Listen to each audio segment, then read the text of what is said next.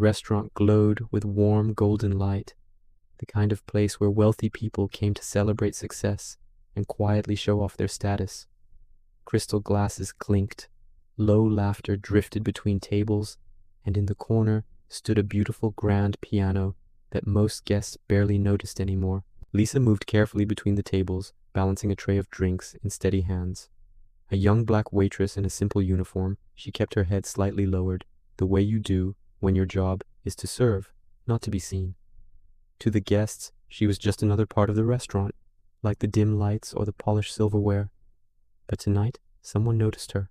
At the center table sat Mike, a wealthy businessman known for loud jokes and an even louder ego. His tuxedo was perfect, his watch probably worth more than the restaurant's monthly rent, and his voice carried across the room as he entertained his friends. When Lisa set down a glass in front of him, one of Mike's friends casually said something that made him pause. "Hey, didn't you say this waitress plays piano or something?" Mike slowly turned his head toward Lisa. His eyes drifted past her tray, past her uniform, and landed on the grand piano across the room. Then a slow smile crept across his face. "Oh, really?" he said, loud enough for nearby tables to hear. Lisa froze. Mike leaned back in his chair and pointed directly at the piano. "Well then," he said with a mocking grin, "why don't you go play something for us?" The room suddenly grew quieter. Every head began turning toward the waitress, and Lisa's hands started to tremble, because the one thing no one in that room knew was that this piano held a secret she had spent years trying to forget. Lisa's legs felt heavy as she walked toward the piano. Each step echoed faintly on the marble floor, drawing every eye in the room. The laughter and chatter had vanished, replaced by a tense, expectant silence. She paused beside the grand piano, her fingers hovering above the keys. It had been years since she last touched one, years since music had been more than a memory. Before tonight, she had been a promising piano student, a prodigy in her hometown, praised by teachers and admired in competitions. Every note she played then had been full of life, effortless yet powerful, like she was speaking a language only the piano understood. But life had other plans. Her father fell ill, and the bills stacked up higher than she could manage. Music school became a luxury she couldn't afford. Slowly, the piano receded into the background of her life, replaced by waitressing shifts, late nights, and the constant weight of responsibility. Lisa had tucked away her talent like a fragile crystal, afraid that showing it again would only remind her of the life she'd lost. Now, sitting down at the piano, the memories flooded back, so vivid, so sharp. The polished keys felt cold under her fingertips, yet familiar.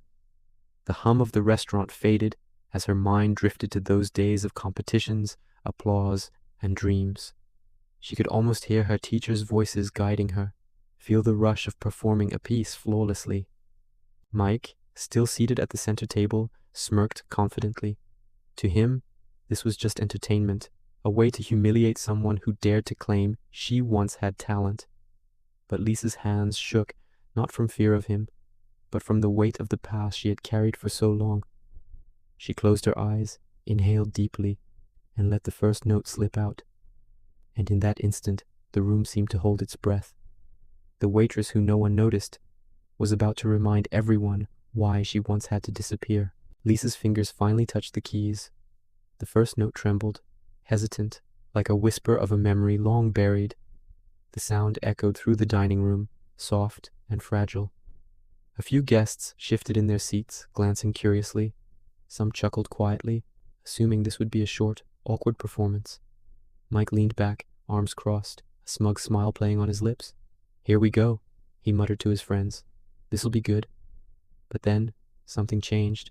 Lisa's fingers began to move with a growing confidence. Each note grew cleaner, stronger, more deliberate. The melody unfolded like a story, delicate at first, then surging with emotion. Heads turned, conversations paused, forks hovered midair. The clinking of glasses and soft hum of chatter disappeared entirely, replaced by the pure, soaring sound of the piano. Mike frowned. His smile wavered as he leaned forward slightly, eyes narrowing. This wasn't the awkward embarrassment he had imagined. Something else was happening. something powerful, undeniable. Lisa's posture straightened. Her shoulders, once heavy with the weight of a forgotten dream, lifted.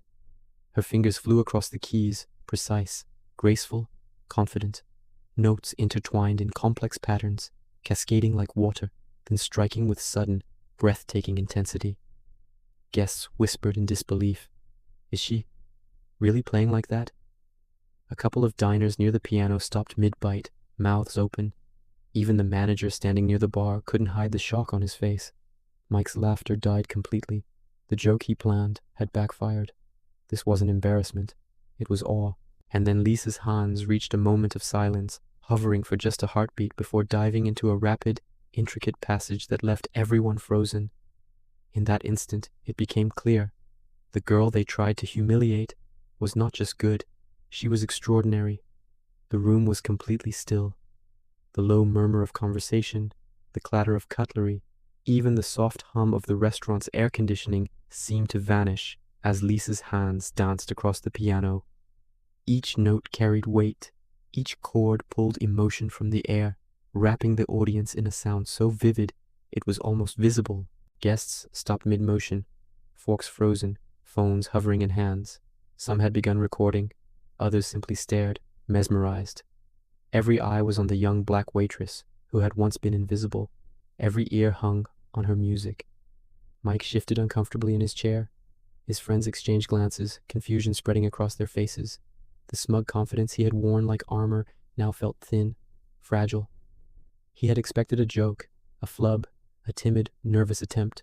Instead, the melody rose and fell like waves, commanding the room with the authority of someone born to lead music, not just play it. Lisa's eyes were closed. Her body moved with the rhythm, leaning into the keys as if pouring years of unspoken longing, heartbreak, and ambition into every note. The music was no longer just a melody. It was a story, one she had kept silent for too long. Even the manager, who had watched her quietly for months, couldn't help but pause. This wasn't just skill, it was brilliance. Mike leaned forward, disbelief etched on his face. Each chord he expected to falter soared instead. The crescendo built, faster, louder, impossible.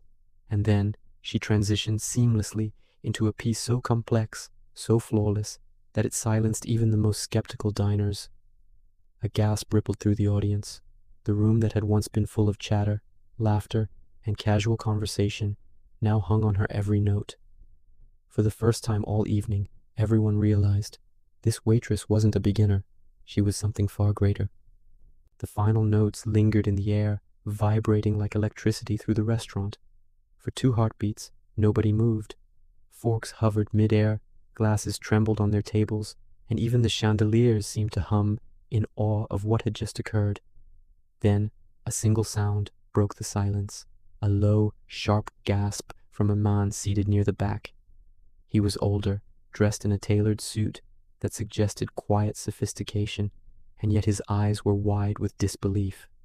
He rose slowly from his chair, as if afraid that sudden movement might shatter the spell. "That's impossible," he whispered, more to himself than anyone else. All eyes turned toward him. He moved closer, stepping carefully between tables, his gaze fixed on Lisa's hands, still resting lightly on the piano keys. She hadn't noticed him yet. Her own eyes were closed, savoring the echo of the final chord. The older man finally spoke aloud, voice trembling slightly. You didn't just learn that in secret. That was flawless, masterful, beyond what most professionals could attempt." Whispers spread through the room. Guests, who had come expecting a little joke, a laugh at someone else's expense, now leaned forward in astonishment. Phones were raised, recording, capturing every expression of shock and admiration. Mike's smirk had vanished entirely. His hands gripped the edge of the table, knuckles white, as he struggled to process the scene before him. What had been intended as humiliation had transformed into something entirely unmanageable. The older man finally reached the piano. "Excuse me," he said gently, addressing Lisa. "May I?" Lisa opened her eyes and met his gaze. There was recognition there, a quiet, piercing understanding. She nodded slightly. "I have to ask," the man continued, "are you Lisa Carter?" The prodigy who disappeared from the national competition circuit years ago? The room collectively froze. A hush fell so complete it seemed to press against every surface. Lisa's lips parted, but no sound came at first. Her gaze flicked downward, and a faint, almost shy smile appeared. "Yes," she whispered softly. The older man's eyes filled with emotion. "I thought it was impossible. No one could play that piece with such precision, with such depth. You were one of the most promising young pianists in the country. We all expected you to reach the top." A murmur of astonishment spread among the guests. Some had heard of her, others hadn't, but everyone now understood they were witnessing something extraordinary. Lisa's voice was quiet, almost fragile, but clear. "I had to leave. My father became ill. The bills piled up. Music. It was a dream I couldn't afford to keep. I had to focus on surviving." The professor stepped back slightly, allowing the crowd to take in the full story. "You gave it all up for your family. And yet, here you are. All this time, you've carried that talent with you. And tonight, you reminded us all of what we lost." Applause began tentatively, then surged into something unstoppable. Guests rose to their feet, cheering, clapping, some with tears in their eyes. Phones captured the moment from every angle. Lisa's eyes remained calm, almost serene, as the room celebrated her. Not as a waitress, but as a musician who had never truly disappeared. Mike sat frozen, watching as his intended joke transformed into an unforgettable display of brilliance. He slowly rose, the confident swagger gone, replaced by something heavier, humility. Every word he had planned, every joke, every smirk, now felt hollow in the wake of what had just happened. He walked slowly to the piano, stopping just behind Lisa. His voice was low, carrying across the suddenly silent room. I thought I was embarrassing you," he said, almost to himself. "But I embarrassed myself." Lisa didn't respond. She simply turned her hands, lifted them gracefully from the keys, and gave a small, polite smile. The crowd's applause drowned out any other sound, washing over her like a tide, affirming what words could not. She was extraordinary, and tonight the world had remembered. Mike's friends exchanged uncomfortable glances. The wealthy tables full of socialites looked around, their whispers carrying a mix of awe and disbelief. No one had seen this coming. Not the power, not the talent, not the grace with which Lisa carried herself. For the first time that night, Lisa felt the weight lift, the burden of invisibility, the shame that had never belonged to her, the fear that her past would define her forever. She had been underestimated, overlooked, dismissed, and yet now, standing at the piano, the center of attention for all the right reasons, she realized, talent doesn't vanish. It waits, patiently, silently, until the right moment demands it. And tonight, it had demanded everything. The applause didn't stop. Guests rose to their feet, cheering, clapping, some wiping tears from their eyes. The music professor lingered nearby, smiling in disbelief. Lisa sat at the piano, hands resting lightly on the keys, her calm presence commanding the room more than any applause ever could. Mike stood frozen for a moment, staring at the young black waitress he had tried to humiliate. The arrogance that had defined him all evening had vanished, replaced by an unfamiliar unease. He took a deep breath and walked slowly toward the piano. Every eye followed him, anticipation mixed with curiosity. "I thought I was embarrassing you," he said quietly, voice shaking slightly. "But tonight, I embarrassed myself." Lisa looked up at him, her expression polite but firm. She didn't need to speak. The room, the music, the awe on every guest's face, all of it said everything for her. Mike's words hung in the air like a confession, a recognition that true talent and dignity cannot be mocked or suppressed. The professor stepped closer, addressing the crowd.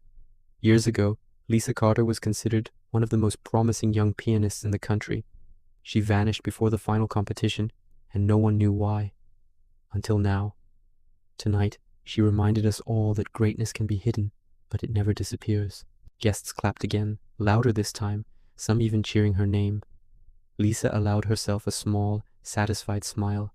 She had endured, persevered, and now she had reclaimed her place, not just as a musician, but as someone whose worth could never be diminished by arrogance or ignorance.